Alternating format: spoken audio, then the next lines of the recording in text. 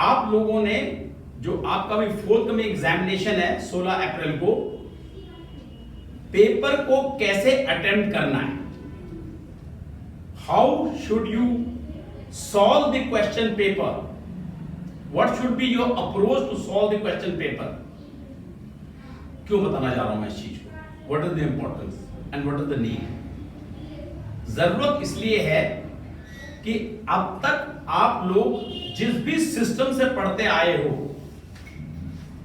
उसने जो आपको मेथड फॉलो करवाया है, चाहे वो 10th का एग्जाम था, 12th का एग्जामिनेशन था, उसने आपको जो मेथड फॉलो करवाया है, उसमें आपकी उन्होंने कोर्स इंटेलिजेंस सिलेबस में जो आपको पढ़ाया गया है, उसको कितना तुम लोगों ने सीखा है, उसको रिप्रोड्यूस तुम कैसे कर सकते हो, उसके बेसिस के ऊपर तुमको नंबर दिए गए हैं। Clear to you all? वही प्रोसेस होता है अब तक। दैट मींस सिलेबस ओरिएंटेड है, क्वेश्चन ओरिएंटेड है, मेथड भी आपको बताया जाता है, आपने जैसे उसको अपीयर किया उसके बेसिस पे आपको नंबर मिलते हैं। सो आपकी जो प्रिडिक्शन होती है और असेसमेंट होती है, वो एक रोड मेथड से होती है, सीखे सिखाए तरीके से होती है। अब what is the difference between your education to school और कॉम्पिटिटिव एग्जामिनेशन। बच्चों, कॉम्पिटिटिव जो एग्जामिनेशन है वो आपकी बेसिक इंटेलिजेंस को टेस्ट करता है। आपके स्कूल के एग्जामिनेशन ने क्या टेस्ट किया आपको? आपका सिलेबस कितना आपने याद कर लिया है। Clear? Whereas competitive examination paper set किया जाता है तो वो कहता है आपकी बेसिक इंटेलिजेंस क्या है। क्या है बेसिक इंटेलिजेंस?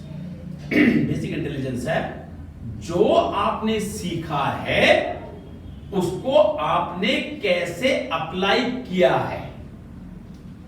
Whereas आपको अब तक जो सिखाया गया है वो ये है कि जो आपके सिलेबस में पढ़ाया गया था, आपने उसको कैसे रिप्रोड्यूस किया है। क्लियर? इसलिए नॉर्मल सिलेबस में एग्जामिनर का माइंड किस पैटर्न से वो पेपर सेट करेगा, ये जानना बहुत जरूरी नहीं है। लेकिन एक कॉम्पिटिटिव एग्जामिनेशन के अंदर ये जानना बहुत जरूरी है, क्योंकि उसमें एप्लीकेशन है। ठीक है? एप्लीकेशन का मतलब है कि ये भी ठीक हो सकता है और ये भी ठीक हो सकता है, लेकिन एक ही ठीक है। क्लियर? वेयर जब आपको बताया जाएगा वहां पे कि please write Newton 3 laws of motion, तो उसमें ये भी ठीक हो सकता है, वो भी ठीक हो सकता है, तो सवाल पैदा नहीं होता। क्लियर? ठीक? अब जो भी आपको भी हमने पढ़ाया है उसको मैंने बताया कि कॉम्पिटिटिव एग्जामिनेशन में बेसिक इंटेलिजेंस टेस्ट हो रही है। सेकंड पार्ट मेरा है, आपने अपनी कॉम्पिटिटिव एग्जामिनेशन की और जिंदगी की तैयारी कैसे करनी है। सेकंड पार्ट इज कैसे तैयार करना है। It may be for today और it may be forever. बच्चों, जो मैं अब तुम बताने जा रहा हूं, यदि तुमने इस चीज को जिंदगी में अप्लाई कर दिया, क्योंकि हम भी जिस प्रोसेस से तुम लोग आज गुजर रहे हो, किसी जमाने में हम भी इसी प्रोसेस से निकल के आए हैं। हम लोगों ने वही कॉम्पिटिटिव एग्जामिनेशन दिए हैं, हम लोगों ने वही इंटरव्यूज किए हैं। ठीक है? तो हमारे पास एक्सपीरियंस है और वो नॉलेज भी है कि हमने क्या तैयारी की थी। जिस तरह आप तैयारी करो उस तरह हमने भी किया है। अब फर्क क्या पड़ता है कि जो डिसिप्लिन आपकी जिंदगी में होना चाहिए, उसको मैं सिर्फ 3 शब्दों में सम अप करूंगा। मैं ये चाहता हूं कि एक फॉर्मूला जो तुमको मैं आज देने जा रहा हूं, उसको तुम फॉलो करना। मैं 2 फॉर्मूले दूंगा, एक तुम्हारी जिंदगी का फॉर्मूला और दूसरा एग्जामिनेशन का फॉर्मूला। जिंदगी का फॉर्मूला है 7 21 90। 7 दिन 21 दिन और 90 दिन। 7 दिन का मतलब ये होता है जिंदगी के अंदर कुछ भी चीज अचीव करनी हो, कुछ भी चीज अचीव करनी हो, उसको इस तराजू पे तोलो, 7 दिन के, 21 दिन के और 90 दिन के। मैं ये क्यों बोल रहा हूं? अभी 7 दिन, जैसे कि आप लोगों का यदि एम है कि मैंने नेशनल डिफेंस एकेडमी के एग्जामिनेशन में मैंने पास होना है, आपका स्टार्ट पॉइंट फिक्स्ड है, वो है कि मैंने आज की तारीख से तैयारी शुरू करनी है और 16 को तारीख को जब मैं एग्जामिनेशन दूंगा उस दिन मैंने ये चीज प्रोड्यूस करनी है। सो आपका स्टार्ट पॉइंट फिक्स्ड है, आपका एंड पॉइंट फिक्स्ड है।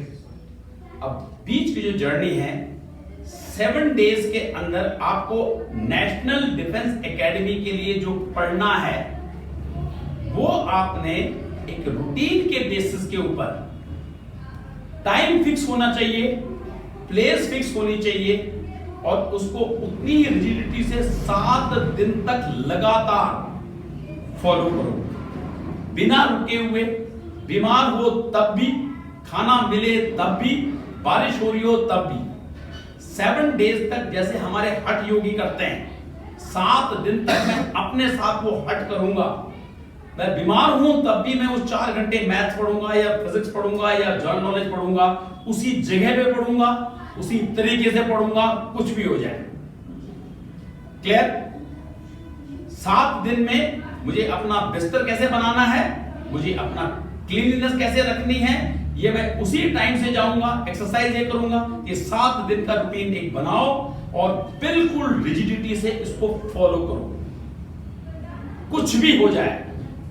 यदि तुम इसको 7 दिन तक फॉलो कर सकते हो कंटिन्यूअसली, बिना सुपरविजन के, बिना किसी के बताए हुए, बिना किसी के कोक्स किए हुए, बिना किसी के डंडा लगाए हुए, ये तुम कर सकते हो, तो नेक्स्ट 21 डेज तक इसको आप रिपीट करोगे विथ चेंजेस इन टाइमिंग्स। वही चीज करनी है, लेकिन सपोज आपको उस पर्टिकुलर टाइम में ये बोला गया है कि आप खाना 7 से 8 बजे के बीच में खाते हो, तो रूटीन में वो है, लेकिन अभी आप 21 दिन तक इसमें आप शेड्यूल में चेंज ही कर सकते हो, लेकिन काम चेंज नहीं होगा। क्लियर? यदि मैं 6 बजे उठता हूं और यदि आज के दिन भी नेक्स्ट डे में 6:30 बजे उठता हूं, लेकिन उठूंगा वही काम करूंगा, काम चेंज नहीं होगा, रूटीन वही रहेगा, लेकिन समय और जगह बदली हो सकती है। क्लियर? इसको 21 डेज तक इसको लगातार करो और जब 21 डेज खत्म हो जाते हैं तो बाकी 90 डेज तक अभी आप अपना शेड्यूल को कन्वर्ट करो ब्लॉक्स में। जो आपने फिक्स किया हुआ है उसी तरह से काम को करो, लेकिन अभी आप लिबर्टी ले सकते हो। और यहां पर आता है आपका अवार्ड एंड पनिशमेंट थ्योरी। ये 90 दिन के अंदर तुम रोज सोने से पहले टिक करोगे कि क्या मैंने सारे के सारे काम खत्म कर लिए हैं कि नहीं किए हैं। यदि तुमने नहीं किए हैं तो अपने आप को पनिश करो। कैसे? आपके पास 3 चीजें हैं जो तुम्हारे लिए इस टाइम पे जिंदगी में एसेंशियल है। पहली चीज है रेस्ट एंड स्लीप। सेकंड चीज जो आपकी है वो आपका mobile and entertainment. Third is food. Clear? ये 3 चीजें आप रोज करते हो। Deprive yourself of these things that day. रात को 10 बजे आपने देखा, मैंने जो शेड्यूल में पढ़ना था या करना था मैं नहीं कर पाया हूं, उस दिन deprive yourself of either the food और रेस्ट। बिस्तरे की जगह जमीन पे सो जाओ। Deprive yourself of the food and अपना मोबाइल अपने पिताजी, मां या बहन या भाई को दे दो कि मैं नेक्स्ट 12 आवर्स के लिए इस मोबाइल को नहीं करूंगा। यदि तुम्हारे अंदर वो डिसिप्लिन है अगले 90 दिन तक तुम ये कर सकते हो, तो it will become your way of life. And let me tell you, nobody will ever stop you, or nobody has the guts, nobody has that particular thing which will stop you from succeeding. पहली चीज मैंने बताई, यदि तुमने अपने अंदर ये चीज लेकर के आए हो, that is 7 days rigid routine, 21 days a rigid schedule, and 90 days तक शेड्यूल के साथ में पनिशमेंट एंड रिवॉर्ड. अगर आपने लगातार ये पूरा कर लिया है, you can say okay today I will go for a movie, because 90 दिन आपको अलाउ करते हैं, 7 दिन अलाउ नहीं करते, 21 दिन आपको अलाउ नहीं करते, लेकिन 90 दिन का शेड्यूल आपको करता है कि ठीक है, आज मैंने 4 दिन ये काम कर लिया, I can go for a movie, I can go and play cricket. Clear? Because then you are rewarding yourself, and if you don't do it, punish yourself. मेरी बात समझ आ गई? क्लियर हो गया? तुम में से कितने बच्चे ये सोचते हैं कि ये कर सकते हैं? कर सकते हो? Are you 100% sure you can do it? Okay, if that be so, then I want you people, कल शाम तक मेरे को तुम्हारा रूटीन चाहिए इन राइटिंग. क्या चाहिए? Let me see for 7 days can you follow this routine or not? Can you do it? Yes, sir. Because it is for your good. मेरे लिए तो है नहीं. I am going a step ahead कि मैं तुमको असिस्ट कर सकता हूं तुम्हारा रूटीन ठीक करने में, तुम्हारा शेड्यूलिंग ठीक करने में, और तुमको गाइड करने में. क्लियर? Yes, समझ गए? Try and do this. And math में बता रहा हूं, it does not make a difference कि आपके 60% नंबर आए हैं या 80% नंबर आए हैं. It does not make a difference. Let me tell you world के स्टैटिस्टिक्स क्या कहते हैं. जो एम्पिरिकल स्टडीज बड़ी बड़ी यूनिवर्सिटीज ने की हैं, उन्होंने ये पाया है कि जो लोग स्कूल डेज में बहुत अच्छा करते हैं, स्कूल डेज के अंदर बहुत अच्छा करते हैं, और यही स्टडीज डिफेंस फोर्सेस की भी हैं, यही डिफेंस यूनिवर्सिटीज की हैं, रिसर्चर्स की हैं, सब जगह की. मतलब जो बच्चे बहुत अच्छा करते हैं इनिशियल डेज के अंदर, इनिशियल डेज का मतलब होता है स्कूलिंग के डेज. स्कूलिंग का मतलब कब होता है? स्कूलिंग जनरली पूरी दुनिया में finishes by 18 years of age. Clear? 18 years तक आपकी schooling. 18 years is also that particular, आपने सुना होगा 18 साल के बाद हमारी हाइट वगैरह नहीं बढ़ती है. 18 तक तो हम पूरे डेवलप हो चुके होती है, पूरी मेंटल फैकल्टी वगैरह आपकी डेवलप हो चुकी होती है. ठीक है? तो यदि इस पर्टिकुलर टाइम के बाद यदि आपका वो ग्रोथ नहीं हो रहा है, तो ये कहते हैं कि जो बच्चे बहुत अच्छा कर रहे होते हैं बिटवीन 18 एंड 40 ये पीटर आउट हो जाते हैं, एग्जॉस्ट हो जाते हैं. एंड जो दुनिया में जो लीडरशिप आती है वो 40s to 60s के बीच में आती है, किसी भी फील्ड में ले लो. क्लियर? तो ये कहीं को सोचना कि अगर मेरे 12वीं में बहुत अच्छे नंबर नहीं आए, 10वीं में अच्छे नंबर नहीं आए, खराब हो गया, तो I am a failure. You are not. Because वहां पर जो था नॉलेज, जो टेस्ट हुआ था, वो क्या नॉलेज था? Syllabus, road, routine. Competitive examination, दुनिया कॉम्पिटिशन में जाते हैं, क्या टेस्ट कर रही है? आपका बेसिक इंटेलिजेंस. क्या जो सीखा था उसको ग्राउंड पर अप्लाई कर सकते हो कि नहीं कर सकते? क्लियर? तुम में से हर बच्चा, कोई ऐसा बच्चा है जो पास नहीं होना चाहता है? कोई ऐसा है जो कॉम्पिटिटिव एग्जामिनेशन पास नहीं होना चाहता? एवरीबॉडी वांट्स टू पास ना? Now I am going to tell you, किसी भी कॉम्पिटिटिव एग्जामिनेशन में अपीयर होने वाले बच्चों में डिफरेंस सिर्फ 2 चीजों का होता है. One who identifies the need और one who is greedy.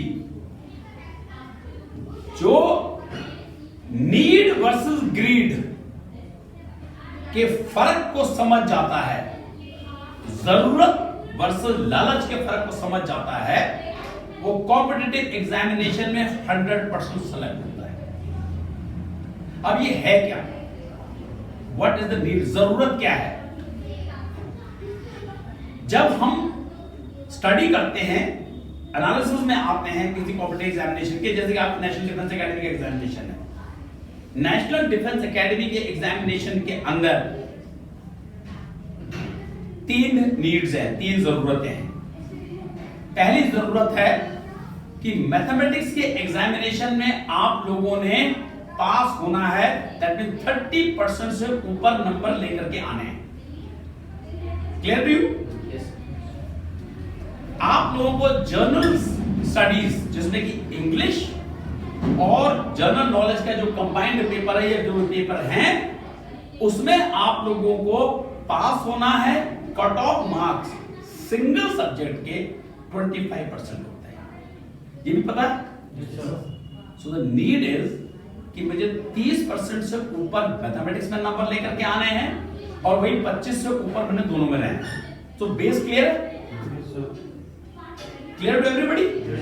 अगर ये बेस क्लियर है तो नेक्स्ट नीड क्या है?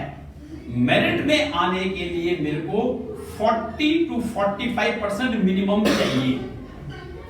कितने चाहिए? 40 to 45। ठीक, अगर ये आइडेंटिफाइड है आपका, now come to the question paper. आपके क्वेश्चन पेपर के अंदर मैथमेटिक्स में 120 क्वेश्चन होते हैं, 120 होते हैं। टोटल मिलाकर के आपके मार्क्स होते हैं 300। क्लियर? कितने हैं? What is 100 marks out of 300? 33%। ठीक है, क्लियर हो गया? विच मीन्स अगर आपको 100 मार्क्स से ऊपर लेकर के आने हैं तो आपको कितने क्वेश्चन 100% करेक्ट करने हैं? कितने क्वेश्चन करेक्ट करने हैं आपको? 40 100% करेक्ट करने हैं। क्लियर? इसी को मेरिट पे लेके जाता हूं मैं, विच इज 40 to 45%। अगर मैं 45% पे लेके जाता हूं इसको, तो आपने कितने क्वेश्चन करेक्ट करने हैं? कितने करने हैं? 50 to 55। 50 to 55%। You are still left with 70 questions. You are still left with 70 questions. यहां ग्रेड शुरू होती है। क्लियर? अगर ये बिल्कुल क्लियर है आपको कि यदि मेरे 55 क्वेश्चन बिल्कुल करेक्ट हो जाते हैं तो मैं फ्री मेरिट में। ठीक, फिर आपकी यहां पर लालच शुरू होता है। जो बच्चे 55 करेक्ट पे रुक जाएंगे वो पास होकर मेरिट में आ जाएंगे। दैट मींस अभी तक आपके 65 पर जो क्वेश्चंस थे उसको आपने छुआ तक नहीं, समझे? नहीं छुआ। 120 क्वेश्चंस को सॉल्व करने के लिए आपको कितना टाइम मिल रहा है? 150 मिनट्स। कितने मिल रहे हैं? 55 to 60 क्वेश्चंस के लिए कितना टाइम मिल रहा है? 150 मिनट्स। क्लियर? दैट मींस अगर 120 क्वेश्चन अटेम्प्ट करोगे तो अप्रोक्सीमेटली 1 क्वेश्चन पर मिनट मिल रहा है। 1 क्वेश्चन। अगर मैं 60 क्वेश्चन अटेम्प्ट करता हूं तो मेरे को मिल रहे हैं 2.5 मिनट पर क्वेश्चन। कितना मिल रहा है? 2.5 मिनट में एक क्वेश्चन को मैं करेक्टली इवैल्यूएट करके सॉल्व कर सकता हूं। 1 मिनट के अंदर हरी होगी। ठीक है, अब जो 1 मिनट में ले रहा हूं और मेरे को नहीं आ रहा है, उसमें यदि मैं 2.5 मिनट लगाऊंगा तो करेक्ट क्वेश्चन के लिए मेरे पास 1 मिनट की जगह 50 सेकंड बच जाएंगे। समझ रहे हो? मेरी बात समझ आ रही है? यहां पर यदि कोई इंसान ग्रीडी होता है, जिसने अपना बेस क्लियर नहीं किया है, वो बेस क्या है? मैंने 60 क्वेश्चंस 100% करेक्ट करने हैं, मैं 2.5 मिनट ले सकता हूं इसके लिए, बजाय कि 120 क्वेश्चन अटेम्प्ट करूंगा और 1 मिनट लूंगा। और अगर एक भी क्वेश्चन मेरा गलत होता है या एक भी क्वेश्चन के लिए ज्यादा टाइम लगता है तो बिकॉज ऑफ माई ग्रीड, लालच के कारण मैं उसके टाइम से करेक्ट क्वेश्चन का टाइम चुरा रहा हूं। मेरी बात क्लियर हो रही है? जब मैं उसके जाता हूं और वो क्योंकि डाउट है तो गलत होगा, तो उसके अंदर डबल आपके मार्क्स कटेंगे। एक तो नेगेटिव मार्क्स होंगे, दूसरा आपने अटेम्प्ट करते समय टाइम दूसरे क्वेश्चन का लिया है, तो आपको दो लॉसेस हो रहे हैं। एक आपका लॉस हो रहा है ऑफ टाइम, दूसरा लॉस हो रहा है ऑफ दी मार्क्स। ठीक है। तीसरा जो सबसे बड़ा लॉस होता है बच्चों, जो तुम लोग कभी अकाउंट नहीं करते, वो होता है साइकोलॉजिकल पैनिक। जब आप 70th क्वेश्चन पे होते हो तो आपको पता लगता है कि ओनली 40 मिनट्स लेफ्ट। क्लियर? तो क्या होता है फिर एक साइकोलॉजिकल पैनिक दिमाग में आना शुरू होता है, और जब ये साइकोलॉजिकल पैनिक आना शुरू होता है तो उस टाइम पर जो करेक्ट भी होता है आप कंफ्यूजन की स्टेट में उसको गलत कर देते हो। बात clear? So idea is to make you people aware not to be greedy in a competitive examination, because competitive examination marking में बड़े हार्श होते हैं। जरा सा डाउट हुआ तो आपको वो 100% नेगेटिव मार्क देंगे। Unlike in a board examination जहां प्रोसेस काउंट होता है, because board examination are process oriented, whereas competitive examination are result oriented। यदि आपका रिजल्ट सही है तो आपको पॉजिटिव मार्क मिलेगा, रिजल्ट गलत है तो नेगेटिव मार्क मिलेगा। आपको जो ट्रेनिंग अब तक की गई है वो ये है कि नेगेटिव होगा नहीं, समय बहुत मिलेगा, चॉइसेस आपकी क्वेश्चंस की होंगी। Here there is no choice, the choice is within the question। Questions की चॉइस नहीं है, चॉइस किसकी है? विद इन द क्वेश्चन, क्या सही है क्या गलत है। मैं ये चाहता हूं कि दो चीजें आप कल से, टाइम हमारे पास कम बचा हुआ है अभी, लेकिन मैं चाहता हूं कि मेरे स्टूडेंट्स इन दो चीजों को करें। पहली चीज, I want a routine from you people tomorrow. ला सकते हो? कर सकते हो? फिर मेरे को छोड़ दो कैसे उसको रिफाइन करना है। दूसरी चीज, अब से हम आपको टेस्ट ले रहे हैं, पिछले कई दिनों से ले रहे हैं। मुझे चाहिए कि तुम लोगों के अंदर नीड आइडेंटिफाइड हो हर पेपर में। ठीक है? ग्रेड नहीं। अब पेपर के दिन ये तो चीजें अटेम्प्ट कैसे करना है। All of you please take a pencil. अपनी पेंसिल लेके जाना, आज नहीं, एग्जामिनेशन के दिन। कल से प्रैक्टिस करो इस चीज को। जो क्वेश्चन आप कर रहे हो उसको एकदम पेंसिल से वहां पे अटेम्प्ट करो, ए बी सी डी जो आपने लिखना है। क्लियर? बिकॉज अल्टीमेटली आप लोगों ने क्या करना है, ओएमआर शीट के ऊपर लिखना है। किस पे लिखना है? और ओएमआर शीट के ऊपर एक बार आप लिख दोगे तो वो गलत होगा तो गलत, सही होगा तो सही है। क्लियर?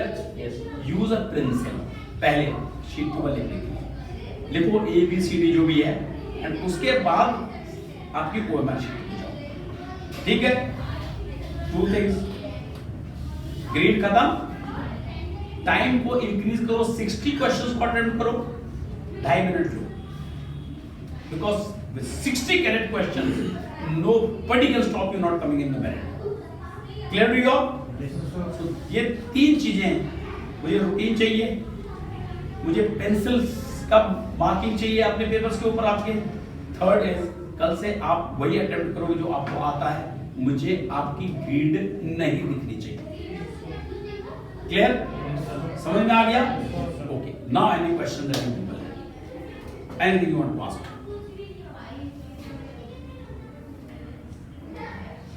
कोई भी किसी तरह का तुम्हारा डाउट हो, कोई भी किसी तरह का तुम्हारा क्वेश्चन हो, किसी चीज के बारे में तुम पूछ सकते हो।